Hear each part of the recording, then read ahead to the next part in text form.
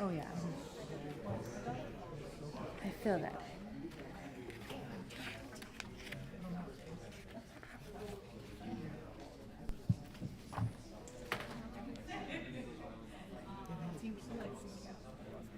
Oh, that's We're just good. waiting. It looked really cool. I wish my kids would do it.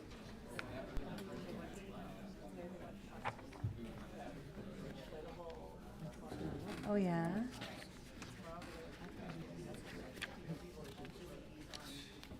No kidding. That's a really good week.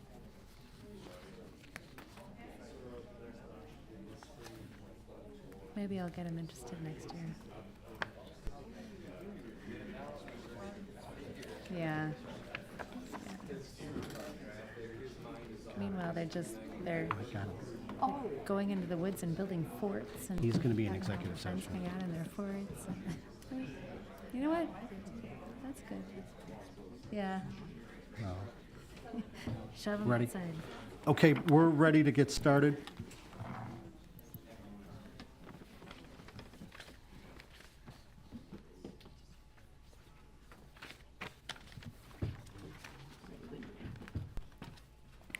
Okay, the hour being 7:20 on Monday, July 24th, I'd like to call to order the Village of Brookfield Committee of the Whole meeting. Bridget, could we have a roll call for the committee meeting, please? Trustee Ketchmark? Here. Trustee Cote? Here. Trustee Hendricks? Here. Trustee Niramatsu? Here. Trustee Gahuli? Here. Trustee Kaluzny? Here. And President Garvey. Here. Thank you for coming, everybody. The first item, we have a presentation from our Recreation Department about the potential of a bus purchase from for the Parks and Recreation Department from the C-SPAR program. I'm going to turn it over to Assistant Village Manager Stevie Ferrari. As usual, we have a very detailed memo, but Stevie's going to make a presentation to the board about the potential purchase here. Thank you, Stevie. Thank you, President Garvey, and good evening, Board of Trustees.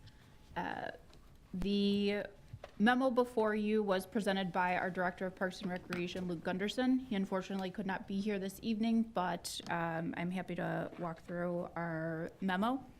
Our Parks and Recreation Department has an opportunity to acquire a 15-passenger bus from C-SPAR.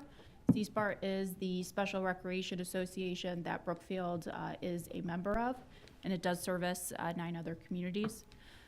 It is typical of C-SPAR to offer to the member communities first shot at purchase of their bus vehicles, and not uncommon for other communities to purchase buses that they're filtering through their replacement schedule.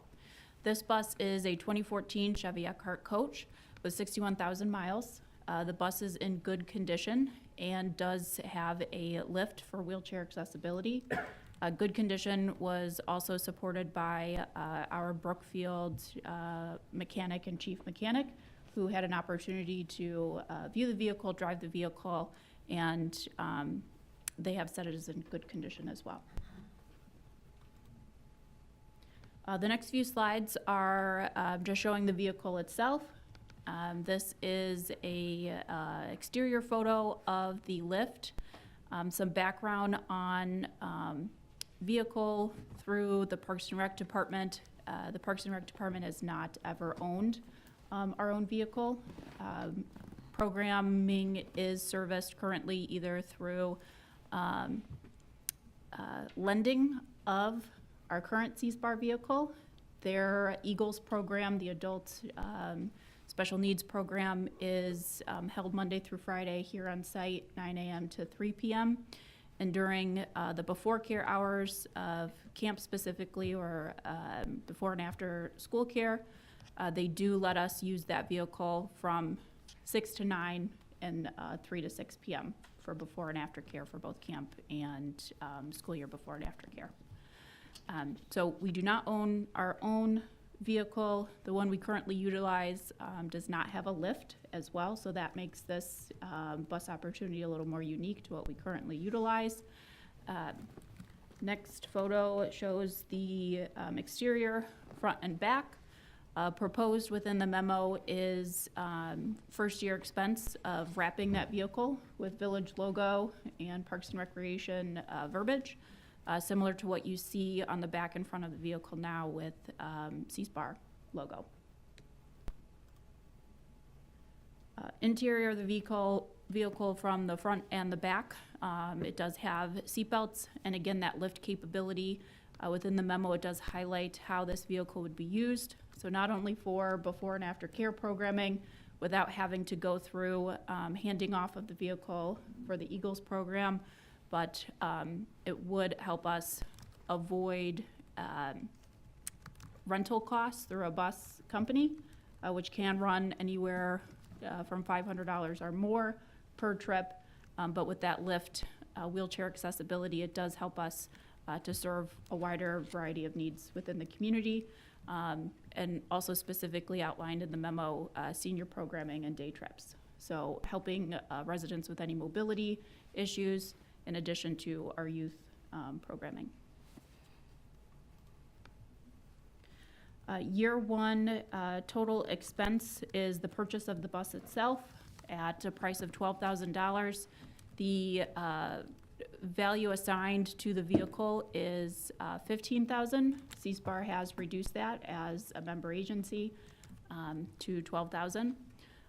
Maintenance each year is a reoccurring annual cost. CSPAR does allocate about $2,000 for maintenance each year for their vehicles. And then the vehicle wrap, which would include logo and Village of Brookfield verbiage to identify the vehicle as part of our ownership, and then fuel costs annually. So total expense is around $18,000 for year one, and it is expected to gain some revenue for programming, and that would come from increased senior trips, being able to offer those at a reduced cost by not incurring the rental fees in busing and transportation, allow us to do more teen trips, expanding our summer camp programming, and large bulk revenue would come from the STARS before and after care program by being able to increase our registration for before and after school care. We would still continue our IGA with District 95, who does provide school bus transportation. That program sees a wait list each year, so we would be able to expand registration by providing our own transportation in addition to bus. We won't see some of those annual expenses in purchase and vehicle wrap, so we're looking at around $3,000 annually in expense and continued revenue through being able to expand program offerings to both seniors and school age care. So the potential bus purchase is up for board consideration, and this is an exciting opportunity that I know Luke and I hope residents would be excited to have access to. Thank you, Stevie. Questions and comments from the board? I have just a couple. In terms of the condition of the bus, well, in the photos, it looked like there's some rust underneath. I know it's not a new vehicle. In terms of the maintenance of that, would that be through our DPW, or would that be something separate? Who would have to maintain it?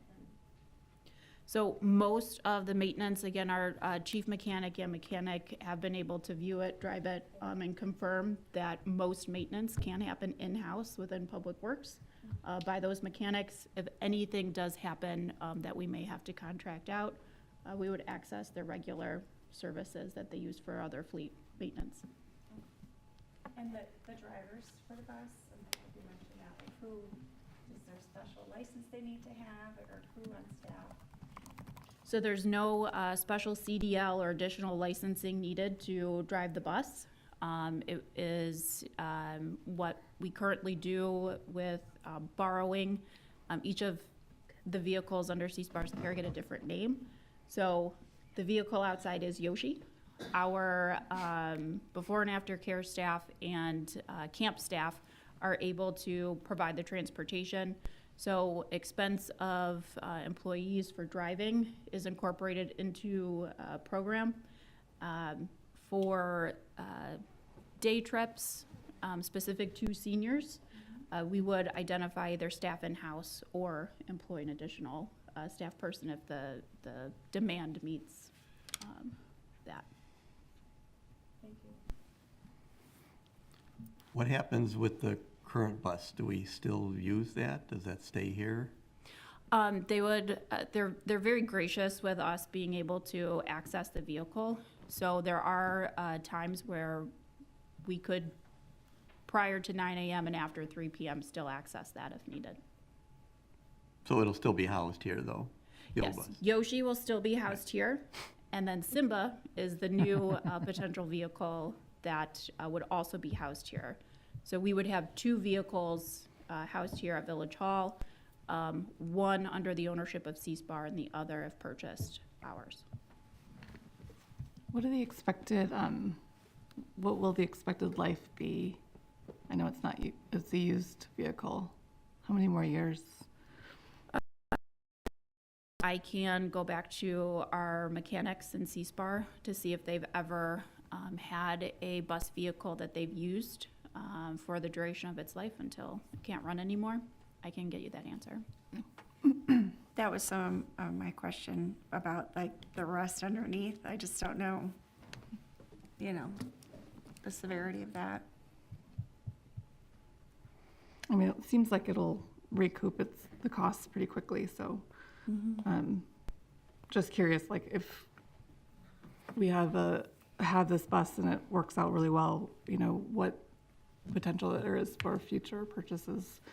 I know the Parks and Rec Commission was really supportive at our meeting last week, I guess it was. I think it'll be really a great asset to the Parks and Rec program and really increase opportunities for programming. So I wanted to thank Luke and the department for bringing this forward and conducting a very good due diligence on this. But just that one question I had. Thanks. I just want to make just one more point that you already made, which is, I think, a really important one to stress, which is with having the lift on it and having the type of vehicle that affords extra space, as you can see the seating in there, will really be great to support people who have all different types of abilities, mobility, issues and so forth. It looks like it could really support a whole, diverse group of participants who might be using it. I think it's really important. I agree. I even think, if you're showing the revenue that it can create, even if it only lasted for 2 years, it would pay for itself and maybe another new bus in the future. I know there's also a lot of cool grants out there for electric buses. And so maybe in a couple of years, if the need is bigger and we're able to look at something else, if this program grows, there's some good funding available for those types of programs for schools and municipalities. Yeah, it's a very tangible savings. Every warrant, we have line items for busing services. I was just flipping through, this warrant even had one for the quarry. So it's just every line item, so it's a very tangible savings that would have. I think it's a great opportunity, part of the benefit of being a member of C-SPAR and the cooperation between the bodies on that. As indicated, they've offered this to other municipality members in the past, and I'm sure the used bus vehicle is very much like the used car vehicle. These things are probably in demand, and not only are we getting it at a discounted price, I don't think any mechanics can be able to guarantee how anything is going, but our mechanics are some of the best around. We should be able to keep this going, and so we're getting a bus, we're getting the opportunity for added programs at reduced cost to some of our members, because knowing how much it costs to rent buses now for sports and other events, you'd be able to get this, additional service, additional senior trips, additional day camps for our members with this, kind of fixed cost of having this bus, I think is just a tremendous opportunity, so. Any other questions or comments from the board? So this will this take board action, or is it, the amount is 18,000, is it the board action necessary, or just direction, or? Actually, wouldn't it just I be think the amount of- staff is just looking for direction, but I can work with staff to determine if we need an agenda item or if this is within our village manager's authority. Isn't the amount actually 12,000? Because that's all we're doing at the moment. Oh, yeah, actually, the added impact, so I'm sure this Oh, is yeah, within the, 10,000. you're right, trustee Yeah, Cook. 15,000. I hadn't thought of it, but I really don't think, if the board is giving clear direction, I think it's just staff will move forward with with a purchase agreement with C-SPAR that I think I'm authorized to sign, so.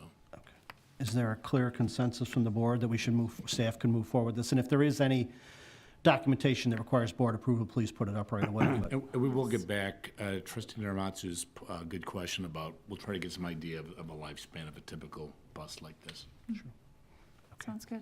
All right, thank you to Luke and everyone who brought this forward. Exciting opportunity.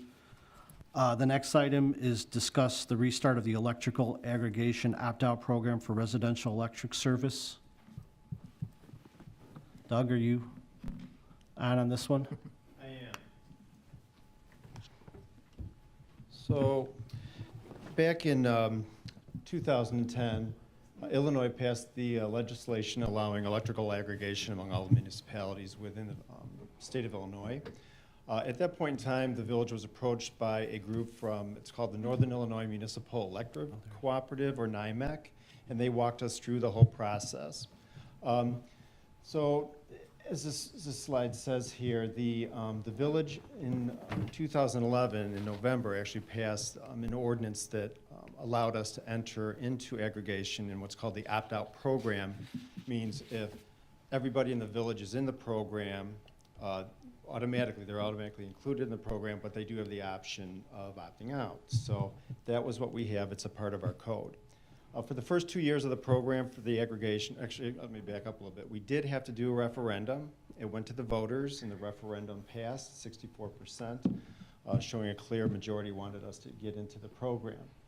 So for the first 2 years of the program, the residents did see savings in their costs. The ComEd rate was higher than the chosen supplier through the auction. But then after that 2-year period, ComEd rates either were at the level of the auction, they were at the level of the other suppliers or below. So we just switched back to ComEd. Now this year, we were approached again by NIMAC. The opportunity came along that the auction rates were still the same across the board, but NIMAC said there's one company, MC Squared, which is what MC2 is. They offered us 2 incentives to go along with the rate. A $10,000, no strings attached, what they call a civic payment, or a chance for the village to reduce the carbon footprint by 5% energy reduction credits. So that's one of the things the village board, if we decide to move forward with the aggregation program for this year, then that's one of the decisions which would need to be made. Do we want to go for the $10,000 payment, or do we want to go for the energy reduction credits? So again, NIMAC is going to be helping us with this process, should we choose to go forward with it. The first thing we would do is we would send a letter to all of the residents and small businesses within the village explaining the program, what it is, and I put a copy of the letter, an explanatory letter, within the packet. It's not up here for you to look at, but it is in the packet. And that would go out. I think they have like 21 days once they get the letter to opt out of the program. So once that whole process moves through, we're looking at probably December to begin the program, and then after that, we're looking at timing frames to see if we would continue with the program within the next period of auction, which is in the spring of 2024. So that's really a high-level oversight of what's going to be happening here. I have Adam Hoover is here. He is from NIMAC, and he can talk a little bit more about the program and answer any questions you guys might have on it. Thank you, Doug. Welcome. Thank you. I appreciate it. Just one other thing we do for the village is that we also help find a different supplier for your streetlights, along with about 140 other municipalities in Northern Illinois. So we do have a previous relationship. While that is with the village's streetlights, this is obviously for residents. A couple things I would add to Doug's presentation. First of all, I just want to reiterate that this program that we're proposing right now is a price match program. So every single resident would not see their rate change at all compared to the ComEd rate. So if the ComEd rate goes up to ½ a cent, those that would be in the program would also go up ½ a cent. If it goes down, their rate would follow. There would be no change to the resident with the rate. The second thing is if you do move forward with the program, the resident would still be billed and have their energy delivered by ComEd, and you would still call ComEd if you have any issues. And the last thing I just want to reiterate, even though rates are the same, any resident, the way we run the program is that there will be 21 days. The letters go out, they have 21 days to opt out if they don't want to be part of it. Let's say they're out of town and they miss it, they can opt out after those 21 days. They just might have a month or two where they're actually part of the program. But anyone can opt out or opt in, which wouldn't make a lot of sense because you're going from paying the ComEd rate to paying the ComEd rate, but anyone can do opt in or opt out throughout the duration of the program, and that is by state law. Last thing I'll say is, let's say we run a 1-year program, and at the end of the year, we can't find anything else, which we don't think would happen, but at the end of the year, if we can't find anything else, we would then, everyone gets sent back to ComEd automatically. They would not stay with MC Squared and see if those prices rise without people knowing. They are sent back to ComEd. So those are kind of some common concerns, but I'm sure you all have some questions as well. Thank you. Any questions at this point?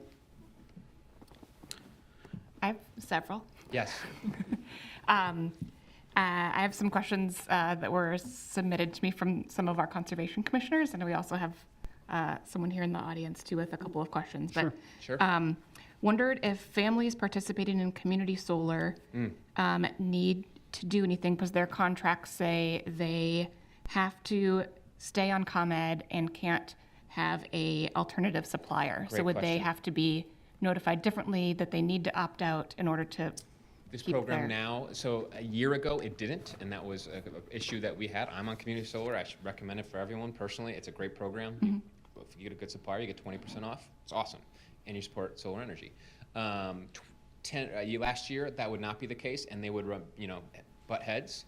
Now with the new law that was passed, downstate Illinois, CEJA, they are actually allowing it, and so you can run an aggregation program, and you can be on community solar as well, and those still go hand in hand. Okay. They do not compete against one another. And then where does MC Squared source their power? So their green energy power in particular, is that Yes, your thank question? you. Yeah. It's a tricky question because what they do is we can't answer what they will do if we start a program, because they go to the market and they're a competitor and they buy probably I don't know their strategy, but my guess is the cheapest EPA certified green energy they could find. For past programs we ran, Park Forest, I'll give you theirs as an example, it was about 80% was from a wind farm and 20% was hydroelectric. And they're all in the Midwest, and they can tell you where they're from, and at the end of the program, they will report that back and kind of give you, here's how much green energy we purchased on behalf and where it came from. I can't promise this is what the next one will be, but I can promise that it will be EPA certified. So I could really get into green energy, but that's kind of what the buzzword that we're looking for. I have some more, but I can let other people ask questions. No, please, just go ahead with whatever questions you have. Sure. So is the contract it's 1 year? So Doug and I were actually talking about that because our number one goal, just to put this in perspective, and this is what we did in 2012 and 2014, is to save residents money. And in 2012, we could. We had a rate around 5 cents, and the ComEd rate was 8 cents. Residents saved about $300 a year. I mean, that's a no-brainer. We went to bid, and your rate, current ComEd rate annualized is 7 cents, and our rate for Brookfield we found was 7.1 cents. To be clear, that's so close to being a winner, and I actually personally think it is a winner based on how ComEd's doing things. We want to do that first. We like checking if we can beat ComEd first. To do that, ComEd releases their rates in May, and so what I kind of am recommending, I think Doug and I are recommending, is an 18-month term, because we don't want to go just a 6-month program, a real short. That would be too confusing. It wouldn't, but we would recommend 1.5 years, so that way you could do the price match program for 1.5 years, and then we could end it. That would allow us to then compete against ComEd's rate when that is released. We can do a 6-month deal, we could do a 2-month, you can do whatever you would like. But I think what we're recommending is 18 months so that we can get onto track with what other municipalities are doing to see if we can ever guarantee beat ComEd rate and get residents money. Hopefully that helps. That does help. Okay. Because that's what I was trying to understand, that before we were saving residents money and this is the same amount. So how do we, I guess, how do you talk to residents about why this is? So this question, important? this question right here, I want to be very clear. I do not want to overstate this. This is the downside of the program, is how do you communicate this effectively? Because it is confusing. And the letters, and I know Doug put them in the memo, they have to have certain, you can't just say, hey, you're paying the same as a ComEd rate. There's like laws and things that are over my head that our supplier have to put in there. So they are a little confusing. So the best thing I can do is that we have social media posts, we have the letters that go out, we have things for the website, and then on top of it, if you run a program, I was down in Darien because their program's about to start today, and I sit with the staff for about however long they want me there, and answer all these questions so the staff is informed. I think that's step one. And then step two is I'll give my card, and any resident that wants to call me directly, we can do that. 80% of the calls, we think, are Is this a scam? Because it does come on village letterhead. I want to be very clear, at the supplier cost, not at village cost. No cost from the village at any point. But to communicate that, I do think 80% of the calls are, is this a scam? Once they found out it's not a scam and I'm paying the same rate, they're good. If there's a bunch of other calls that are like, where's the energy coming from? Then we say, you know, we'll have Adam call you and I'll call back in whatever, 12 hours. Trustee Kaluzny, you have any other questions at this point? Not at this time. Thank you. Thank you very much. I mean, I think those were very Yeah, important all good questions to get questions. out. And So if you're a resident watching this right now. Yep. They're probably thinking, what's the benefit to me? Yeah, the sad thing is there isn't a benefit to the resident. I want to be clear that as our first priority, we always check that. We cannot do that right now. So there is no, so if they really, really wanted to, they could opt out. Some people we talk to say the benefit is that we know that MC Squared is a good supplier because it was supported by the village. And so then every time someone comes knocking on the door and we know you guys get calls saying, switch to this energy, switch to this energy, switch to, you know, we get that, then you could say, no, I'm with the aggregation program and I feel comfortable in being with the town. We have heard that argument as one, but to be clear, there is no financial benefit. You could also sit here and say that if you do join and do participate in it, which again, there's no difference in your savings, but if you guys went with a EPA certified, you know, over 3 million kilowatt hours of green energy, you're supporting green energy that way, at no cost, at no extra cost. Yeah, and I think that your point about advertising this on social media that way, and of course on village letterhead, and almost exactly what you just said, will go a long way to reduce those calls that you get and that the village will get to say, is this a scam? Because, you know, we knew that too. The first time moving here and getting those letters and you're like, what is this? Like, you know, or somebody's knocking on your door and giving you those types of things. And there is that distrust, right? Yep. So That is the downside of the program. I think that could go a long way though, but just that it's, that in and of itself, that it's good because of the green energy aspect. Yep. And one thing I would also add is my goal, and this is kind of what we're doing with a lot of our towns, we don't think this price match program is going to go away. We think it makes sense for our suppliers, and I could really dive into details if you wanted. But our goal is that, let's say in 18 months from now, we cannot find savings again, then we can either renew with a similar program, and that way when you renew, not all letters go out to every resident, just the few residents that are impacted because it's the same program. So if you renew, it is a lot easier on those letters and staff and that kind of concern. So that's kind of our goal. We'll see if we get there or not. I just want to clarify, the source of, it's not 100% renewable energy. It's what, 5%? Is that right? Of the town's energy? Yes. Correct. It would be 5% over 3 million kilowatt hours, or another way of putting it, it's like imagine if you could remove 634 was the number, gasoline-powered vehicles for a year. Just kind of give you a perspective of what that looks like. Okay. And then my second question is, for these benefits to the village, is there a certain threshold that would not opt out or anything like that? I was just What do you mean by benefits? Well, if the village signs up for this and receives the civic payment or the renewable energy credits, are there any limits to that No. in terms of? Yep, you could, I was listening in the park, you know, the presentation you guys were talking about, or the van it was $12,000, it sounded like this is $10,000. You can use it on whatever you want. Some people use it for parks in particular, parking lots with putting an electric charger in there. I don't know how much those cost, but you know, for cars. And other people just put it in their general budget. There's no strings attached to that. A reminder that this would be a choice between one or two, or A or B there, because you would not, it would, you know, hopefully be one or the other. Okay. And it doesn't impact by how many people decide to opt out? Opt out, No. right. And just another option, like I said, the fixed rate option is what we said was 7.1 cents. We don't think it would just be too confusing and it wouldn't be the best program. It would maybe cost residents more money. Some towns, just so you know, are saying we'll find a rate of 7.4, 7.5 cents. That's 100% green energy. Have our residents pay a little bit more, but it's for green energy. So some really green focused towns, they're moving towards that goal. We think this is better to kind of dip our toes in the water with this, but just so you know, that is an option. I know that there's Brookfield participates in the Cross Community Climate Collaborative and also with the Metropolitan Mayor's Caucus Environment Committee, and I think you or someone else was presenting to that group recently on this program and others participating in it. So I know it's a program that lots of people are participating in and trying to meet some of those sustainability plans, and have looked at whether, that percentage of renewable energy and what that additional kind of cost difference is. So it sounds like with the ComEd rate being the same right now, it's hard to get that mix a little bit. It could be something in the future if, right. I wouldn't recommend it to start, but in the future, maybe.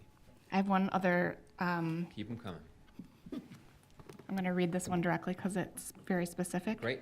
Do you know if these are Illinois recs or current year recs versus unsold recs from previous years? These are not unsold recs. These are current, and they would, Mike, I would have guessed Midwest recs, because we all are on the same grid.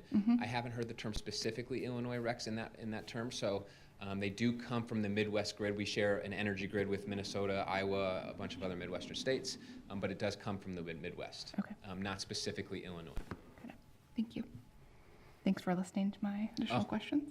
I appreciate it. Thank you for bringing those questions forward. Do any other board members have questions at this point? I think there was maybe indicated there's members of the audience that are specifically here to question or comment on this point. Is there anyone in the audience that wants to ask any questions or comments at this time?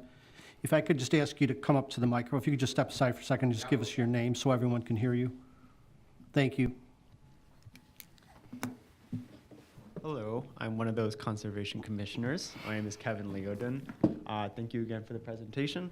My question is also relating to the RECs. How does the program distinguish quality RECs in general? Because right now I've been hearing that the prices for them are not as advantageous right now. Correct. And so I just want to reiterate, to hopefully you can correct me, is that if we can have shorter contracts when times are a little bit rougher like right now, and then when times are very advantageous, is that possible to lengthen the contracts to keep those prices in?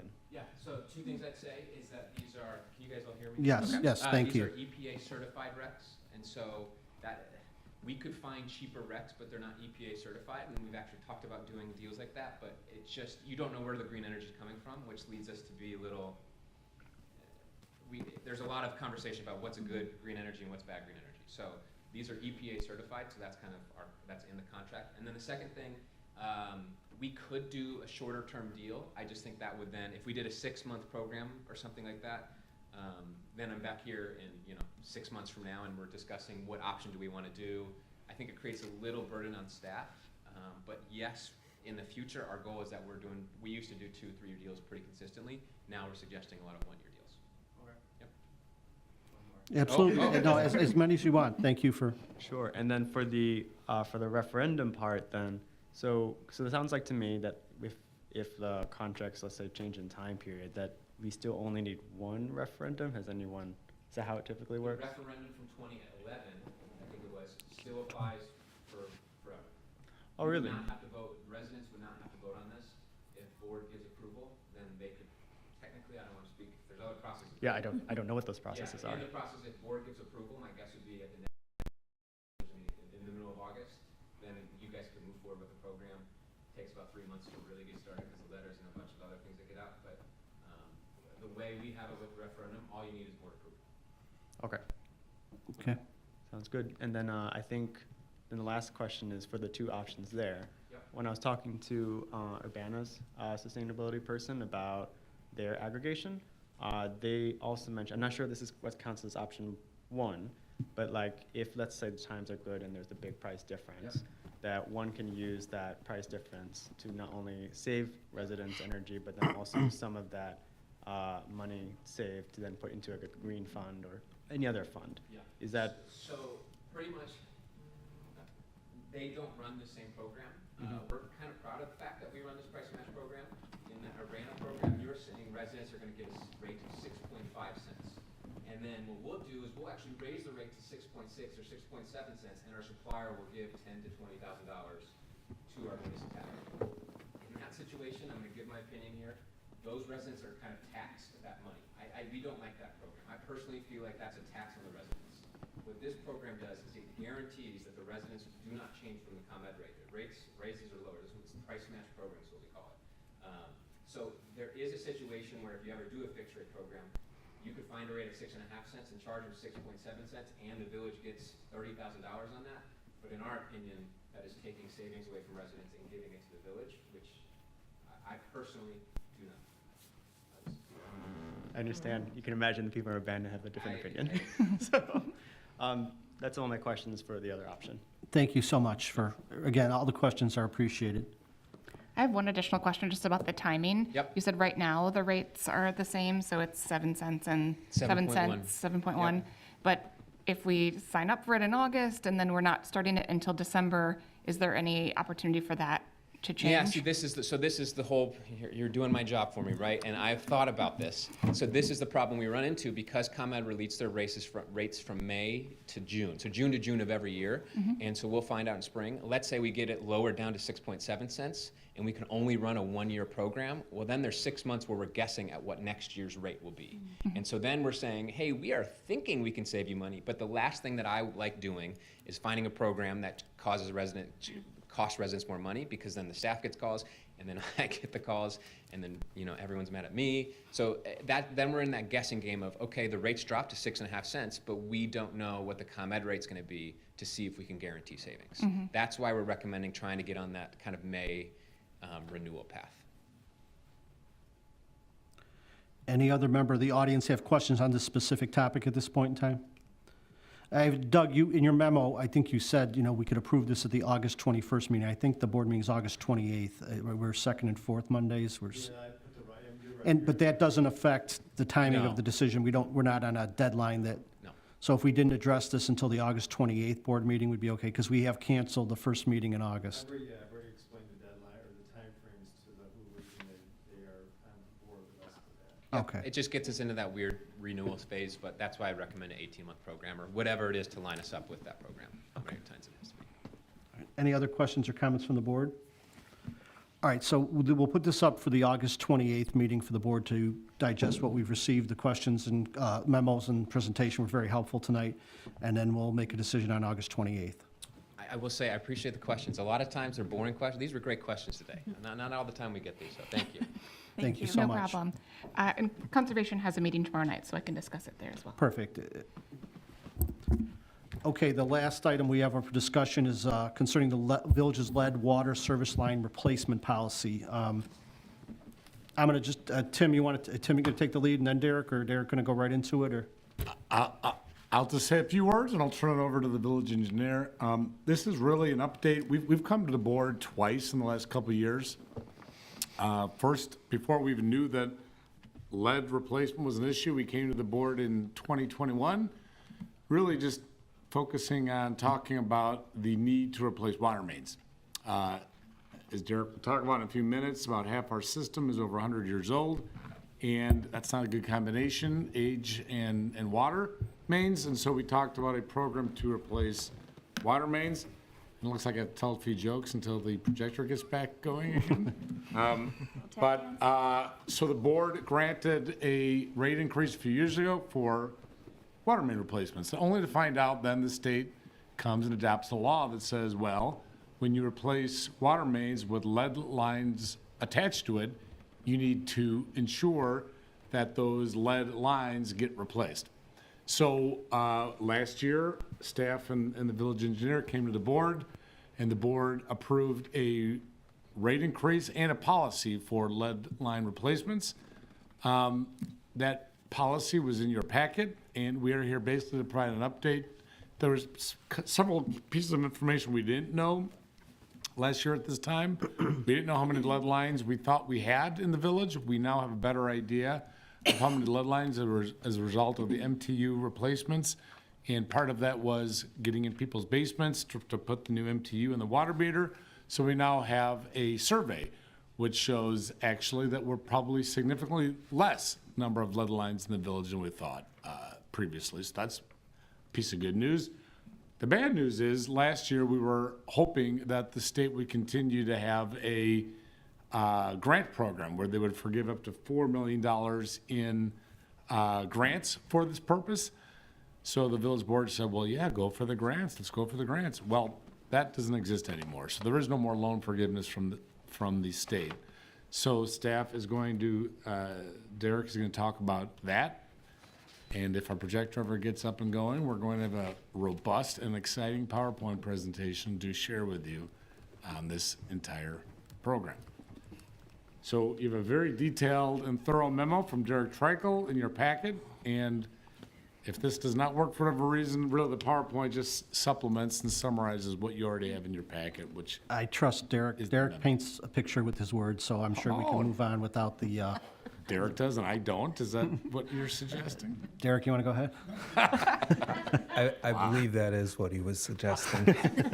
No, the memo, again, I think everyone knows we have a very detailed memo in front of us that lays out the, previous overview, the recap of past meetings, what we approved, and kind of the recap of the recent discussion and, kind of recommended next steps. But Derek, if for the benefit of the board and the public in general, if you want to go ahead with what your presentation was planned for. Sure, appreciate it. Thank you, President Garvey and Board of Trustees. Again, to just lay out kind of the outline or the purpose of the meeting, going to give an update on past actions taken by the village board. Also give an update on the low-interest loan applications that have been submitted to the IEPA. Those two alone are quite a bit of information, so I'm going to pause and maybe break for questions just on those two. Then we'll continue on and give an update on the lead water service inventory, summary of the current lead water service replacement policy that was adopted last year. We have some proposed amendments to the lead water service replacement policy, and we'll finish up with recommended next steps for the board and the village to take. So starting out with lead water service replacement. So as Tim mentioned, back in 2021, we came and staff presented a summary that included data that indicated that over 50% of our water mains in the system, which is 31 miles out of the 60 miles, are 100 years or older. That means they have met or exceeded their design life. And at that time, we recommended starting a proactive water main replacement program. The board agreed with that logic, and in July of 2021, we approved a water rate increase of $2.13 per 1,000 gallons, again, to provide revenue for water main replacement program. That increase in the water rate generates approximately $1.5 million per year. Board also directed us to apply for low-interest loans for 2 water main replacement projects, total of about 15,000 feet, and total of about $8 million in costs for those 2 projects. The annual financing costs for those 2 projects would approximately be $400,000 a year. Key point to kind of keep in mind, so that $400,000 is out of the $1.5 million. So that's just to kickstart that water main replacement project. We did then, and we anticipate now that we'll have additional low-interest loans for water main replacement that we'll submit probably starting in the next 1, 2, or 3 years, depending on when we get funding on these first 2 projects. Next, lead water service replacement regulations. So we came in the first 6 months of 2021 presenting the need for a water main replacement program. At the time, not knowing anything about the lead water service regulations that were going to come into effect. In the second half of 21, we started getting notice that the Lead Water Service Replacement Act was going to become effective January 1st of 2022, and some of the provisions in that act are main provision was that the EPA will no longer allow partial lead water service replacement. In the past, if you had a leak on a lead water service, you could come in and replace a short section, do a repair. No longer is that allowed. You now need to replace all of the lead piping in that water service between the water main and the meter. In Brookfield, our meters are typically located within the house, and they're located in the basement. So it took what used to be a short repair, possibly 1 foot to do a repair, and now we have 80 to 100 feet of lead water service pipe to replace. That means we're installing new copper water service pipe. Other provisions of the Lead Water Service Replacement Act are, by 2024, the village must submit a final lead water service inventory to the IEPA. we are in good shape for that, and we'll have no problem. It's due April 15th of next year, and we'll have a good lead water service inventory to submit because of that MTU program whereby the contractor is identifying the inside services while he replaces the MTUs. And I'll go into that in a little more detail. Third requirement of the act was by 2027, the village needs to submit a final lead water service replacement program. The program basically outlines the number of lead water services that you're going to replace per year and how you're going to finance those. Based on the current estimated number of lead water service replacements in the system, we will have 17 years to replace all of those lead water services in our system, starting in 2027. So the village board, after receiving this news, back in 2022, they took a few actions. In June of 2022, village board approved a lead water service replacement policy. One of the main items in that was that the village would pay for the entire lead water service replacement. That includes the public and the private portions of the lead water service. In July of 2022, a month later, the board increased the water rate by $1.66 per 1,000 gallons to generate revenue for lead water service replacement, and it generates about $720,000 per year. At the time, our estimate for lead water services in the system was 5,500 lead water services. We were basing that based on the age of the buildings, estimated age for the various subdivisions. In 1986 and forward, lead was outlawed, so there are no lead water services. From roughly 1960 through 1986, a lot of copper water services were installed. Prior to 60, it was mainly lead. However, that's not exact because copper was around prior to 1960, and some plumbers were using copper. And we found that in one of the projects we did a couple of years ago on the north side of the village. Based on the age of buildings, we estimated that we would have seen mainly lead, and I think we had 2 out of 22 services that were lead and the rest were copper. So it's not an exact estimate, it's just the best we had at that time. Since that time, though, HBK was the contractor that's installing the meter transmission units, has gotten into the houses. They're about 99% complete with MTU installations. And as part of that, we've been having them identify the short piece of private water service that exists between the meter and the concrete wall or floor where it exits.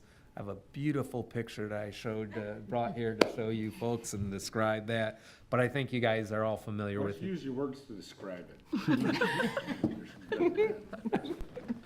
Okay. I think we can picture it. I'm not sure. I think you're all familiar with your water service. So there's a short piece of pipe between your meter and as it exits either out through the concrete wall or the floor. And that's what HBK is looking at. And if they see copper, they're identifying that they think by the best information we have, we think that's a copper water service. And of course, if they see it's lead or another material, they identify it as such. At the time, another important distinction, a year ago, the IEPA's low-interest loan program was offering $4 million to communities in loan forgiveness. Basically, that means it's a grant, and I think at the time for the village board, it was, I'll call it a no-brainer decision, as we want to bring as much revenue in, as much grant funding as we can to our residents for lead water service replacement. Hold on there, we got your picture now. So eloquently described by you. There it is. That is a nice picture. All right, so in general, I think you understand, but you gonna float it over there? I can't. All right, that's the meter, the copper you're seeing here. On top, this little black box, I'll call it, is the meter transmission unit.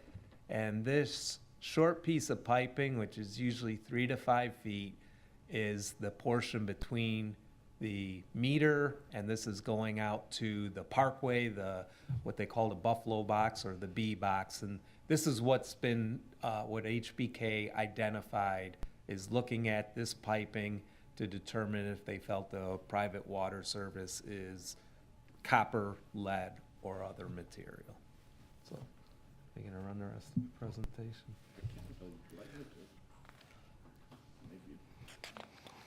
Okay, so, let me get back where so, the village board approved submitting applications for low-interest loan funding for the following 5 projects. One more, yeah. So there were 2 water main replacement projects, Phase 1 and Phase 2. There were 3 lead water service replacement projects.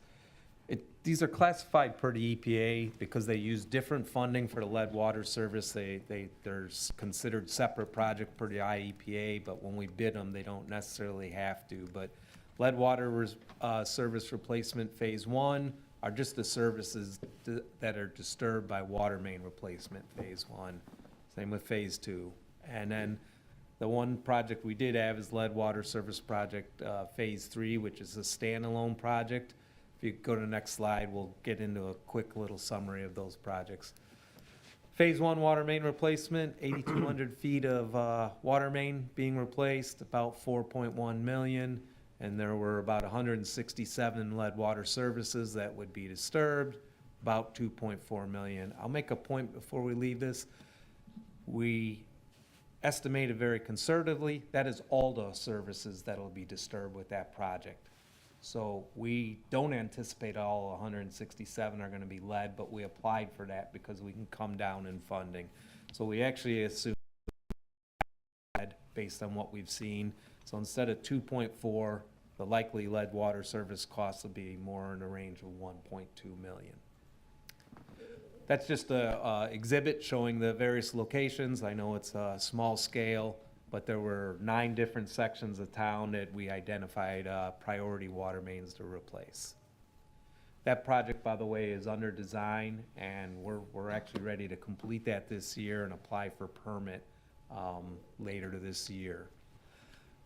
Water main replacement, Phase 2, 7,100 feet of water main to be replaced, about 3.9 million.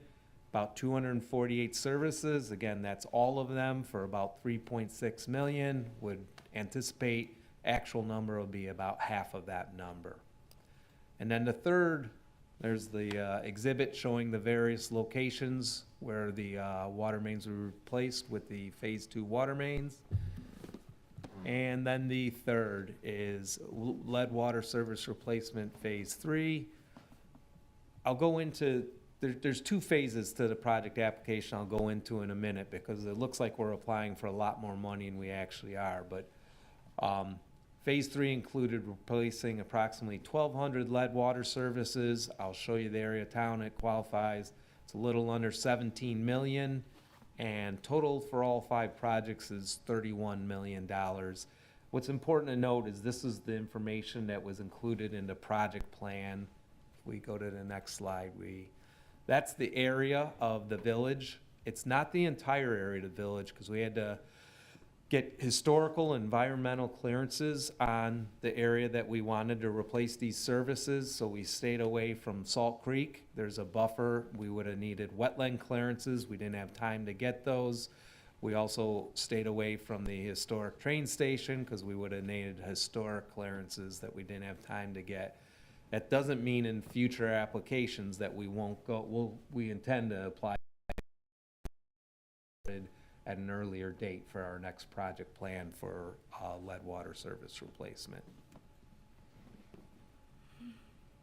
So the project plan, again, I'd like to go in, so there are 2 components to the IEP application. There's a project plan that's good for 5 years, and that has a very detailed description of the financing, the need for the project. Again, we get different types of clearances from the state, and basically we want to throw all the projects that we might be applying for funding in the next few years.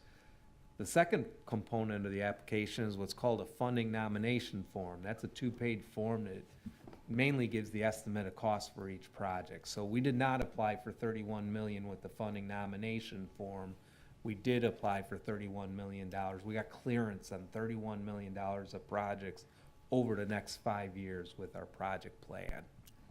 So getting back to it, we submitted funding nomination. I just said we didn't for the 5 projects. We did, but for the 5th project, the standalone lead water service replacement, we're capped at $3 million per year. We submitted the funding nomination forms can be submitted annually for any projects that the village is requesting low-interest loan funding. And if we don't get funding, we have a couple of projects that don't look like they're gonna get funding this year. All we need to do, the applications are due March 31st of each year. We just resubmit funding nomination forms for those projects. Recently, we had a meeting with our project manager from the IEPA to review the applications we put in March. Some of the items she pointed out is, unfortunately, loan forgiveness is no longer being offered. Current interest rate for water main replacement is 1.81%. Lead water service replacement qualifies for a 0.2% discount in the rate, so the effective rate for lead water service replacement is 1.61%. We did make the intended funding list for our lead water service replacement phase 1. That's on the intended funding. However, water main replacement project phase 1, which is the one that will disturb those, was not on the intended funding. But when we talked to them, they indicated that they have leftover funding. So all these projects on the intended funding list that find out roughly around July 1st of the year, they're gonna announce, and I forget the number, I think it's $300 or $400 million that they announce in funding. They don't all go through. They have the first 6 months, July 1 to December 31st, to get out to bid, get their permit, meet all the financing submittals that are needed. There's always money left over on January 1st after that first 6-month period, and they call that bypass funding, and that's made available to all the other projects that have approved project plans. She indicated it's very likely that we'll be able to get funding for our water main phase 1. Our lead water service is for phase 1 is already on the intended funding, and we actually can get up to $3 million in lead water service funding. So I had mentioned we anticipated the actual costs will be $1.2 million for the phase 1 lead water service replacement. So we could get another $1.8 million for what I call standalone lead water service. In other words, not associated with the water main replacement.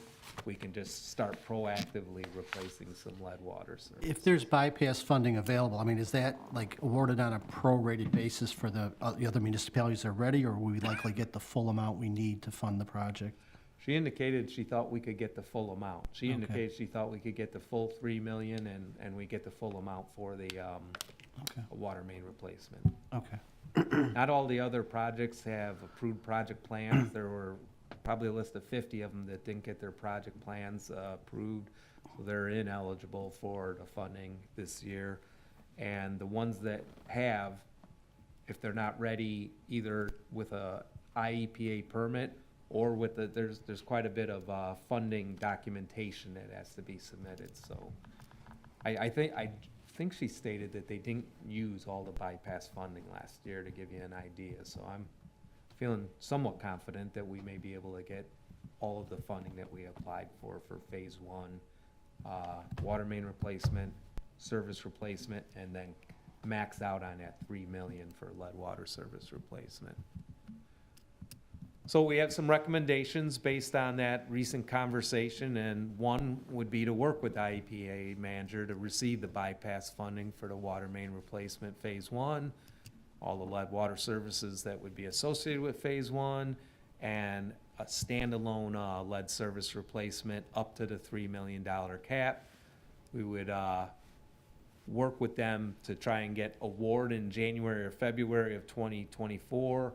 that would lead to construction in 2024, probably going out for bid March, April of '24, construction mid-year of '24, if we get approved for the bypass funding. Can you go back, Tim? Yeah, I mentioned likely about $1.5 million for standalone lead water service. Although we list these as different projects, it's because of the EPA funding requirements. We can go out for bid all as one, and we would intend to go out for bid. Water main replacement, the lead water service is disturbed by that project, and a standalone. We'll bid all as one, get a nice economy of scale, a nice large project that we bid on this. And yeah, it approved construction would take place in '24. Further recommendations is, so phase 2 water mains were not approved, and I don't think they're gonna be ready to be approved by January of this year, so we would resubmit a funding nomination form for those projects in March 31st, 2024. That would include the lead water service replacements associated with phase 2 water main, and we'd recommend a standalone lead water service to bring the total cost to $3 million. One thing that she recommended that we could do is if we have design engineering and an IPA permit approved by that March 31st deadline, the project will score higher and be more likely to receive funding in the next round of funding. So as I mentioned, I know I presented a lot of information. I thought we'd stop for questions. To give you an idea, the next part of the presentation includes an update on the lead water service inventory and a summary of the lead water service replacement policy and the changes to the policy. So that'll all be presented later, but I thought we'd stop for questions on what we've presented so far. Thank you, Derek. And if I remember correctly, I think the board was very cynical about the possibility of the loan forgiveness being funded fully and being available, and the amount of money that would be available from the state. I mean, this was a hot topic, and if I'm not mistaken, it might have been election time, and there was a lot of promises from the federal and state government about how much money might be available to assist the municipalities in these mandates. I mean, these were mandates that we do this without talking about how the municipalities could pay for them. So I think a lot of the board was skeptical about how much money would be available and how much loan forgiveness would be available. And of course, it made sense to apply for it, but I knew that we would have to fall back onto other items. But it seems like, as usual, because of the diligence of Hancock and staff, that we've kind of made ourselves in the best position available to get the low interest loans, because we have the the funding nomination forms and the design engineering and the the plans in place. So it seems like those are our best options right now on up to the information at this point. Are there any questions or comments so far about the low interest loan program and what Derek's presented on so far? I have a question, a clarification question. How are there standalone lead water service lines without main replacements? Are there, I guess I'm wondering what are the circumstances under which you would have lead water service without a main replacement? Sure. So starting in 2027, we have to start replacing all of the lead services in town. Right. And there's no way we have the funding to do all the water mains. So those won't be associated with water main replacement projects. So when I'm calling them standalone, we're gonna go out and be basically installing a new copper water service from a existing water main into the meter. And the main has already been replaced? They're not being replaced. Oh, as they're part not, of because that. they're not old enough, or they're not. It's more than that. We just don't have the funding to replace all of those we basically have to replace all of the water mains in town if we were gonna do it in that method, and I don't have the total cost. That might be $100 million. It's just a number that we're not able to replace all of our water mains. As a matter of fact, none of the villages in the area are contemplating that either. Okay, sorry, I was just confused as to, we had all, the lead water and the main replacements is, so I understand that now. And then I just had a question, the loan forgiveness was something that was offered and then didn't come through? Or is it something we applied It's for? basically different. The way it was explained to us is they get pools of money that last 3 to 5 years, and in a pool of money they had, they offered some loan forgiveness to communities. And a lot of it was going to the disadvantaged communities. This year, they're starting a new pool of money, and so they write new programming rules for it, and it's no longer being offered. So it was offered. It is no longer offered with this new pool of money. Okay, thank you. Other questions at this point? I guess my only other question was the ones that are not associated with the water main replacement. Is there a schedule or a map of how we would determine who's are replaced first, or in that non-water main scenario? It's a great question. Thank you. There's not at this point, Okay. and that's something we've talked with staff, and I don't think we come up with the answer for that. We could prioritize it by selecting various areas of the village and maybe getting one area done at a time.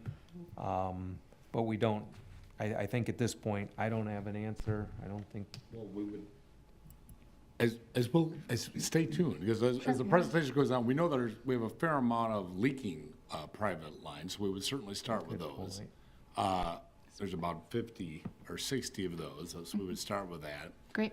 And then we've had a lot of these super fun discussions with staff and bantered about with Derek about, does it make sense to do like blocks at a time, and then we go out to bid, and in one bid, get a contractor to replace that year's worth, let's say 250 of them in a year, and maybe the unit price then would go down, certainly than if you're going out and individually doing them. If there were some logical savings that would be accrued by us by keeping it geographically tight, then we would do it that way. If not, we would, I don't know, what we will have to figure out some prioritized way of addressing them. Gotcha. Thank you. Well, that kind of goes to the next part of your presentation about like the numbers that we would have on those anticipated. It's a great question. It's kind of to be determined. We'll do what's most efficient. I mean, the board concurs with staff's recommendations about how we pay for these things going forward. But if, Derek, if you want to go forward with the rest, and then we'll come back for more questions. Great. Okay, so now moving on to the lead water service issues. So mentioned that HBK is about 99% complete with that MTU and the lead water service inventory.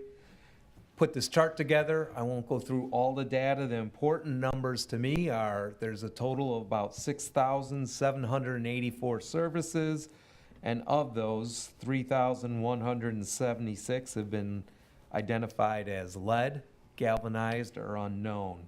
Per the EPA, if it's unknown, we have to report it right now as a lead service. That doesn't mean we'll replace it. If we dig it up and find it's copper, then we can change what our reporting is. But for this, our best information calls it unknown, so it has to be grouped in with the lead.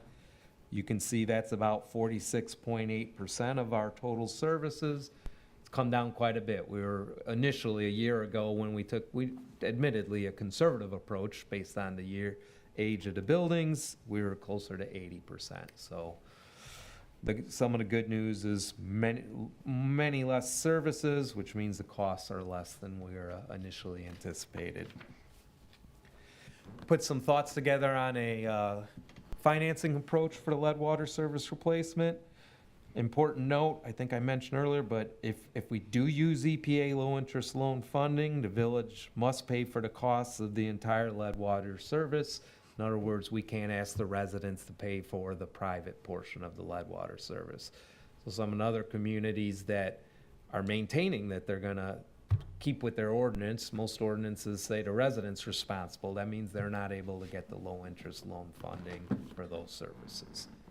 Current Brookfield policy states that the village will pay for the entire cost, and that's based on that policy that was adopted a year ago.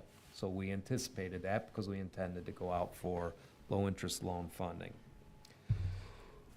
Although the loan forgiveness no longer provided, there are some advantages to financing with a low-interest loan. Those are current loan rate is 1.61%. That's a lower rate than we can get elsewhere for financing. Spreads the payments over 20 years. And to me, a really important note is it locks in those costs at our current costs. So we have seen construction costs rising over the last 5 years astronomically. They're probably 40 to 50% higher, particularly in copper, ductile iron pipe, and that. The fact that we can finance and get a bunch of them done at today's cost and then only pay 1.61% interest is, to me, a great benefit. Now, there's no guarantee. We don't know what construction costs. I don't think they're coming down, but I don't know that they're going to escalate like they did in the last 5 years. But I see it as a real benefit if we get as many services done at today's prices as we can, paying only 1.61% interest over the next 20 years. Put a sample financing approach for just to give an idea what the program might look like.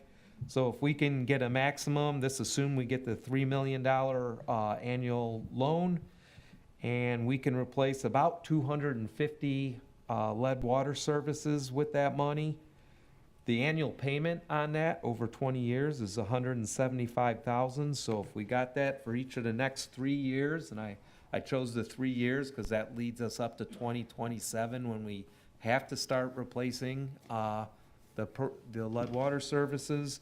This would really be on us to jump ahead and get ahead and lock in today's prices. We don't have to start this program till 2027, but if we could lock in today's prices at this current interest rate, it seems like a good deal.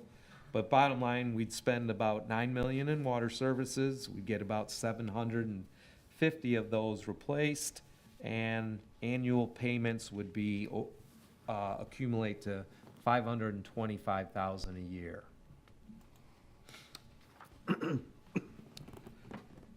Again, so what would be left if we replace those 750 water services? We'd have a little over 2,400 lead water services replaced.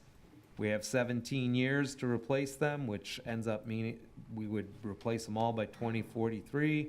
So as a minimum, we need to replace 143 water services per year for each of the 17 years. That's about $1.7 million per year. So that would be a pay-as-you-go approach if we couldn't get a low-interest loan. The other option is if the village can get the $3 million low-interest loan each year, you could replace about 250 lead water services per year, complete the lead water service replacement program in 10 years, which means we'd be done by 2036. And at the bottom, I just added, the reality is we don't know if we can get the $3 million a year every single year. We may not be able to, and the reality is we'll probably finish our lead water service replacement between the best case of 2036 and we have to replace it by 2043.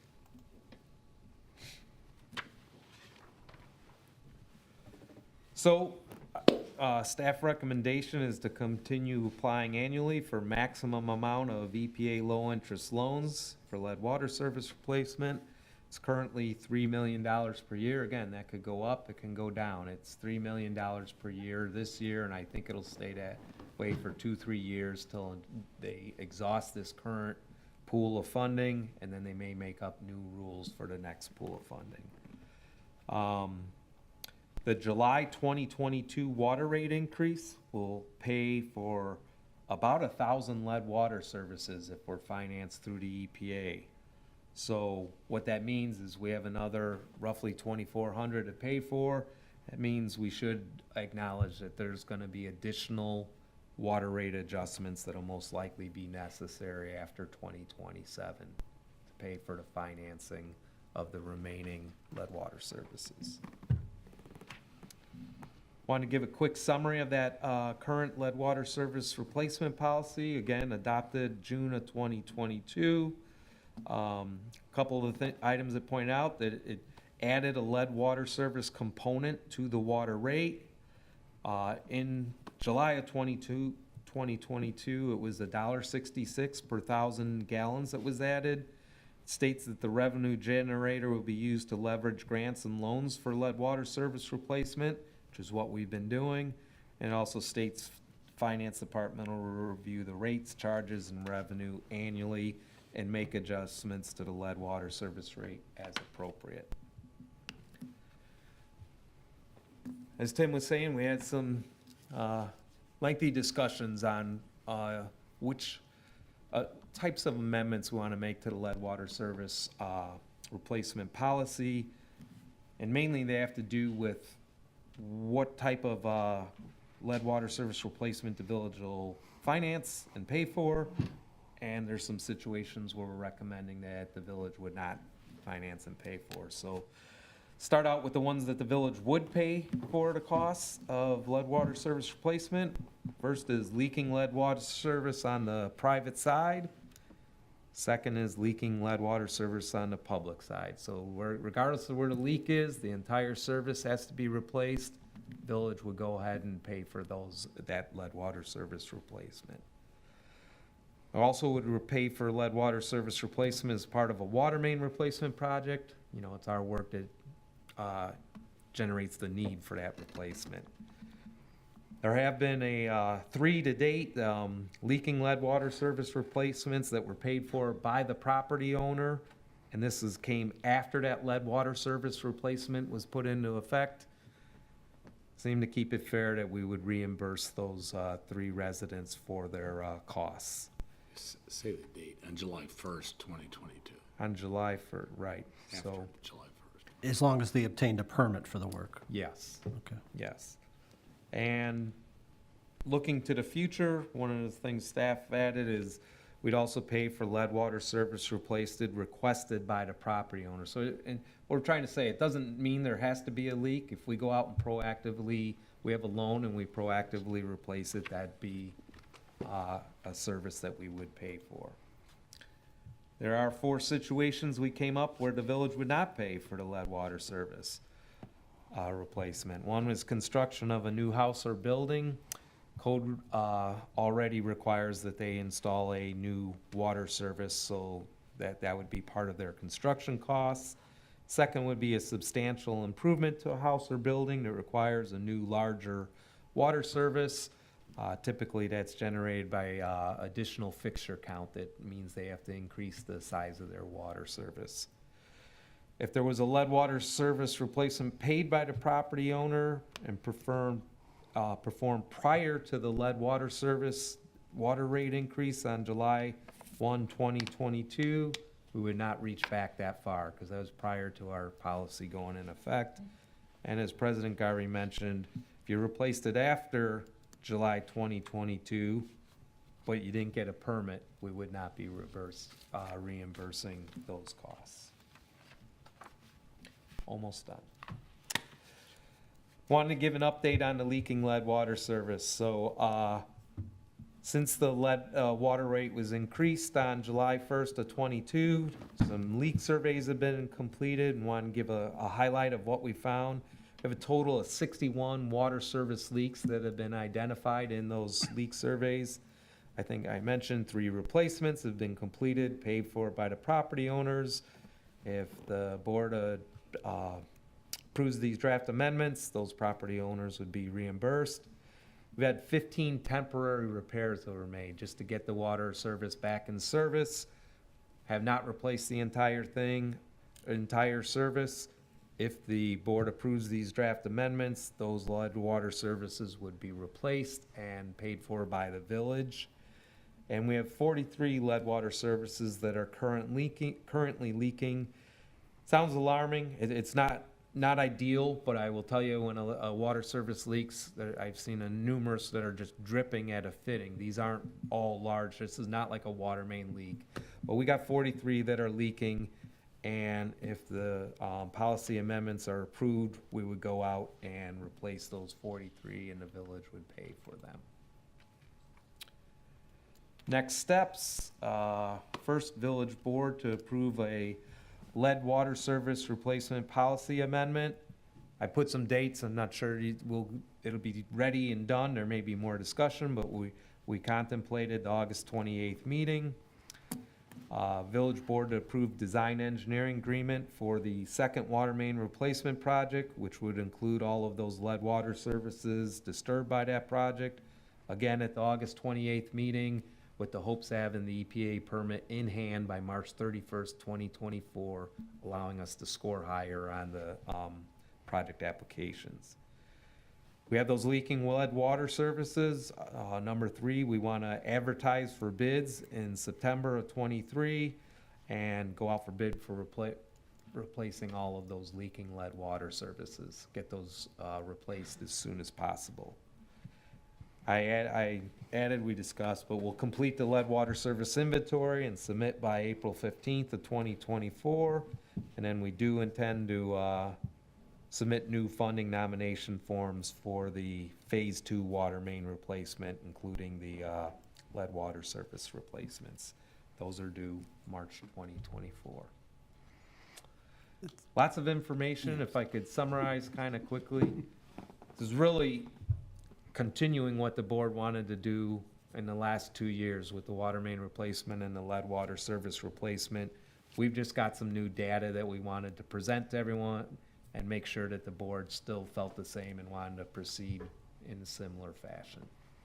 Derek, thank you. It was a great summary and, the recap is important to remind us where we've been and what we do, and also the reminder about the federal requirements. I mean, basically, we don't have to start doing this till 2027. The board made a policy decision that we want to get going on this right away. Once it's determined that, there is a need to replace these, there's no point in putting it off till 2027 for everything from public safety purposes to financial purposes, as you talked about, fixing in, locking in today's costs and everything else like this. The recommended amendments to the policy about what we should pay for, I think this is consistent with the board's past discussions and logic that, we did a village-wide water rate increase that everyone is paying. I know, as you indicated, other towns are still saying that it's the responsibility of the homeowners to pay for the service to the connection. I don't think the board wants to go that route or should go that route because everyone's paying the water rate increase that's meant to fund these projects. And they can't bring in low-interest loan funding, which was a priority for this board when we discussed it a year ago. You were looking to get as much funding, and I get it, it's changed from loan forgiveness. I think there's still some pretty good advantage with the. And I think it's a fairness principle. People are paying for the water rate increase, and then if they need their service line replaced, I think that's our responsibility to do that. And, the aggressive time frame of, trying to get these done as quick as possible, especially the current leaking ones, is a priority. So, questions or comments from the board? Can I ask for a clarification? On the proposed amendments, we have the instances that the village will pay. The last bullet point is that it's requested by the property owner, but there's no leak. What are the criteria for that? Does that mean that if anybody in town says, I have a leaking water, or I have a lead water service, and I'd like it replaced, does that mean that we're then replacing them single all over town because an individual has requested it? What does that bullet point mean? I think that's where staff indicated, we will agree to pay for those in terms of how they happen and what priority, or that policy has still not been fleshed out completely, because I'm pretty sure the priority is going to be replace the leaking ones first and then determine, I think Tim mentioned we would consider going out for regions or block areas to try and get an economy of savings on, if there's a series of lead service lines that aren't leaking in a geographic area, we might get a better price. We're not necessarily committing to when we're going to replace those, but I don't think those will get priority. I think the leaking ones will have to get the priority, and staff will have to come forward with further policy or priority policy about where we do just the ones that are lead service but are not leaking. Is that?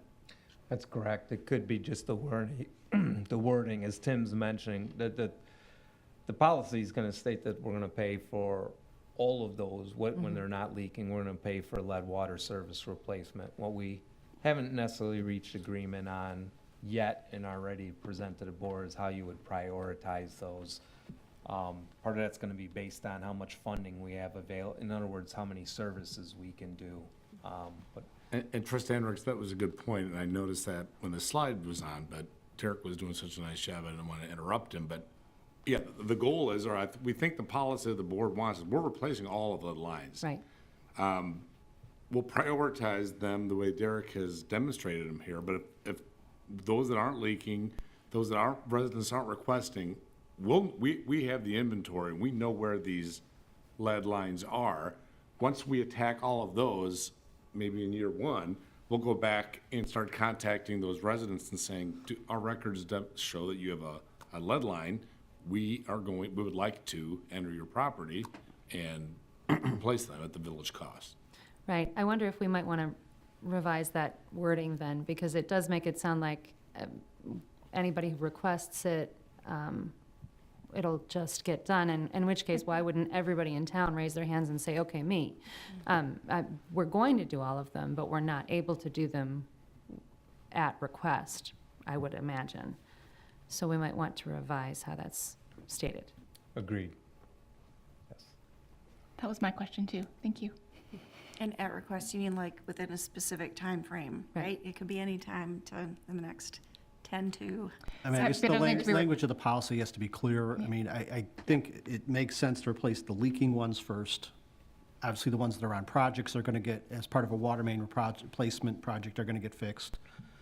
Whether they're leaking on the private side or public side, it's in our best interest to, that's kind of unbilled water at this point, to get those fixed. And then, you know, that would put those ones that aren't leaking kind of last in line in order of priority. The resident will be told that we will do it when we, you know, get around to getting past the other priorities. But Trustee Hendrick brings up a good point. It should be kind of worded carefully in the policy so future boards and residents know what the intent is. Agreed. There's a No better one way needs to to phrase request that, it, and we'll, right? No one needs to request it at all, because they're all going to get done eventually. Correct. yes.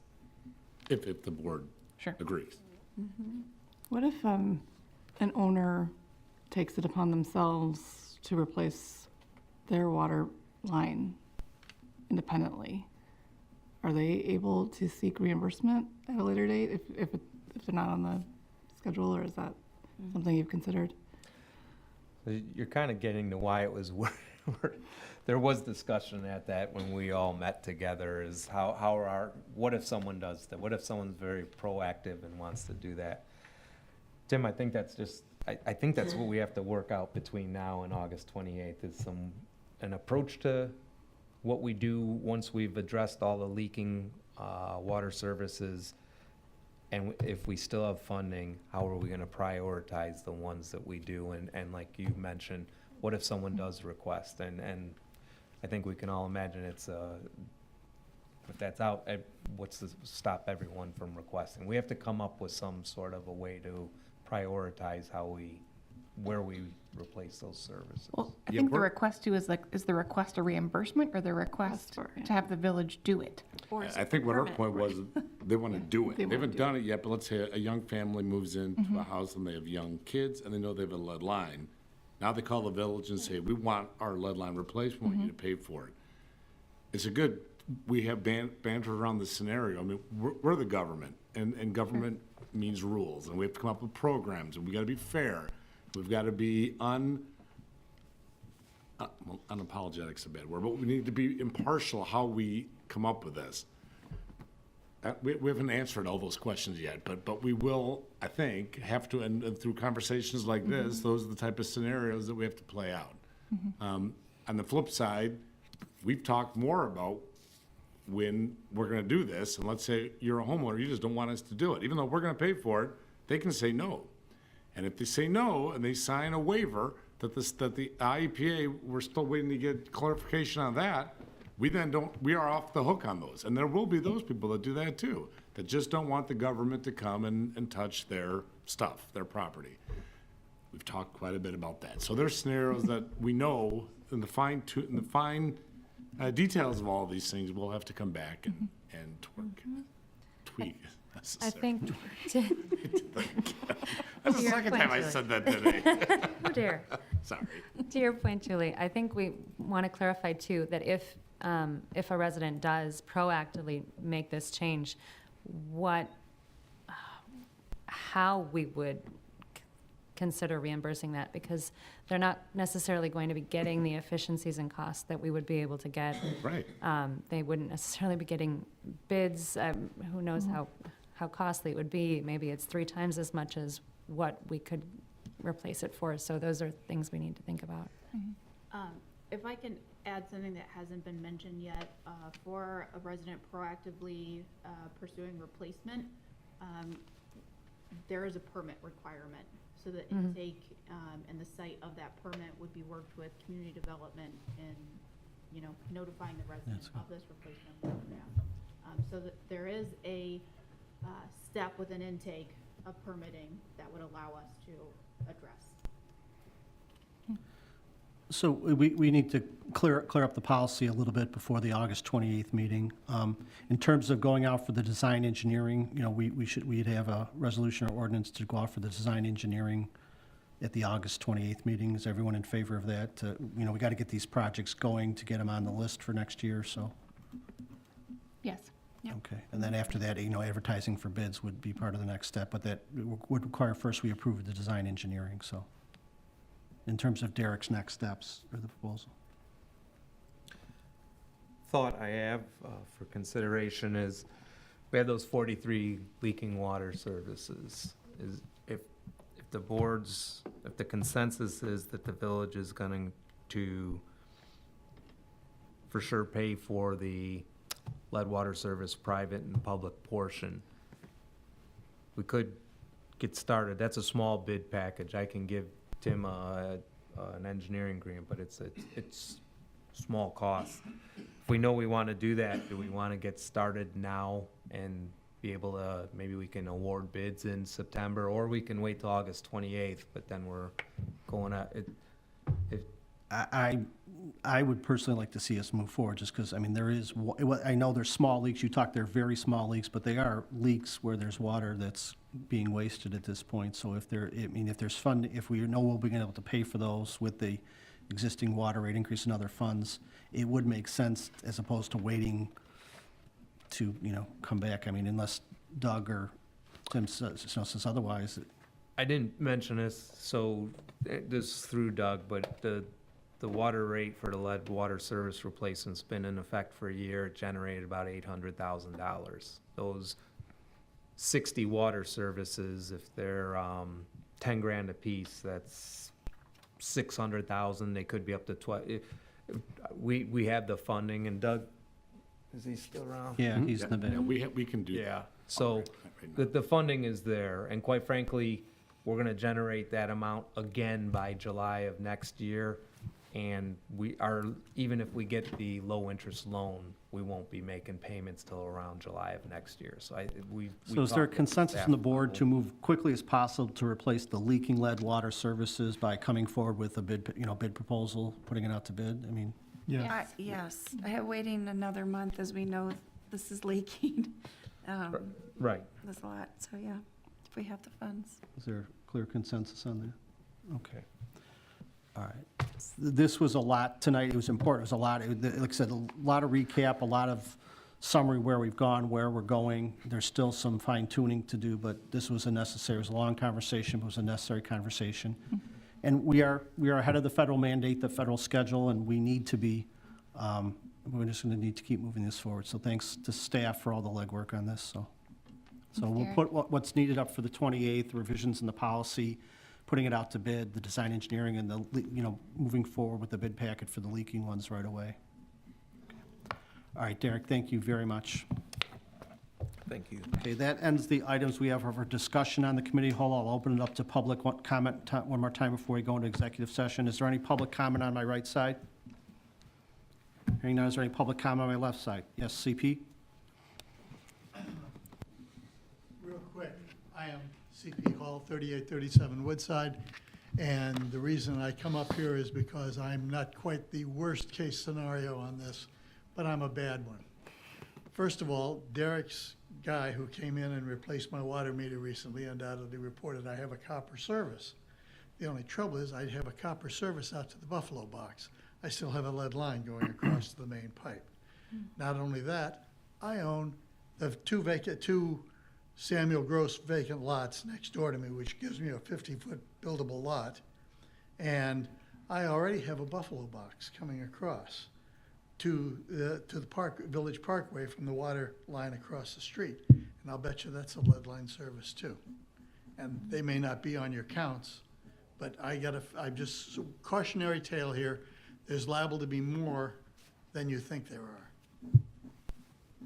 Thank you, CP. Any other comments on this side? Okay, hearing no further public comments, I'd entertain a motion at 8:53 to go into executive session pursuant to Section 2C6 of the Open Meetings Act to discuss the setting of price for sale or lease of village property, and pursuant to Section 2C11 of the Open Meetings Act for litigation pending before a court or administrative tribunal, and pursuant to Section 2C5 of the Open Meetings Act to discuss the purchase or lease of real property for the village's use. So moved. Second? The motion was made by trustee Gahuli, second by trustee Naramatsu. Roll call, please. Trustee Ketchmark? Aye. Trustee Cote? Aye. Trustee Hendricks? Aye. Trustee Naramatsu? Aye. Trustee Gahuli? Aye. Trustee Kalustni? Aye. Motion passes. Okay, we're adjourned into executive session at 8:54. We are going to conduct executive session in this room, so I'd ask anyone not participating in the executive session to